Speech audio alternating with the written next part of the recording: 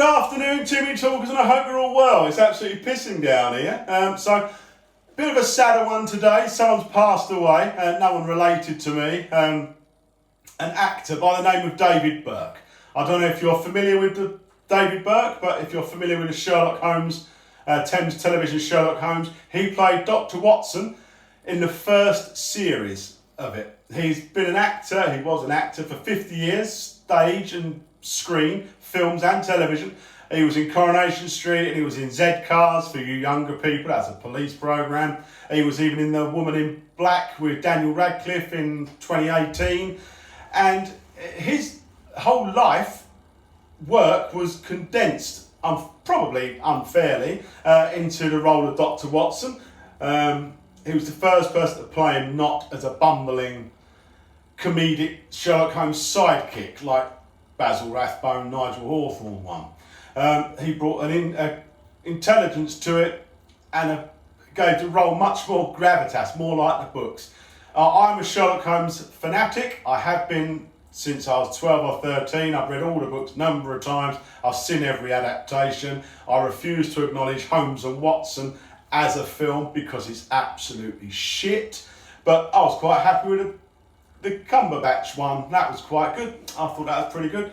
A good modern take on an old idea. But David Burke, he will be sorely missed, I'm sure. There was something about him. You don't get people like that very much anymore. And he got that role, working with Jeremy Brett. He was happy to answer any questions I had about the series and Jeremy Brett, for which I'll hold that memory forever.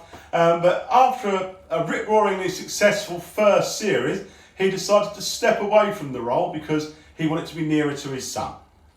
Him and his wife, they wanted to bring up their son and be there for him. His son was only 3 at the time, and he stepped away from probably the most important role he was ever going to get, a role he probably dreamed of all of his life, to not lose time with his son. That shows an extreme level of selflessness. That shows he is a supreme parent.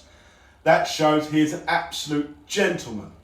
And he even recommended his good friend Edward Hardwick to take over the role from him. And as far as I'm aware, from what I've read, introduced him to Jeremy Brett and got them to create some sort of friendship to allow him to ease into the role with good transition. What a guy. What a guy.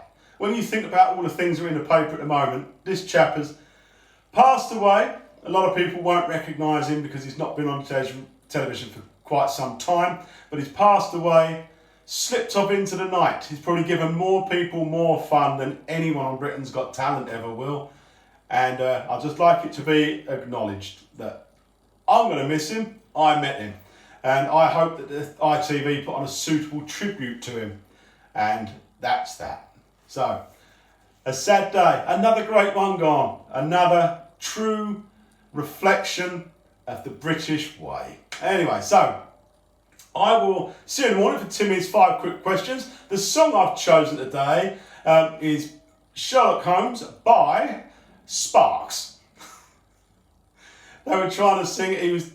The whole thing about the song is he was trying to impress somebody, a young lady, by trying to pretend he was as clever as Sherlock Holmes. There you go. A tribute to David Burke in a roundabout sort of way. See you in the morning for Timmy's 5 quick questions. I say, do send some questions in. Thank you. I've had a couple of questions today, and in the bowl they go. I'm not going to ruin it now by telling you what pubs I go in and what vegetables I like. So I'll leave them in the bowl, and I'll see you in the morning. Ta-da!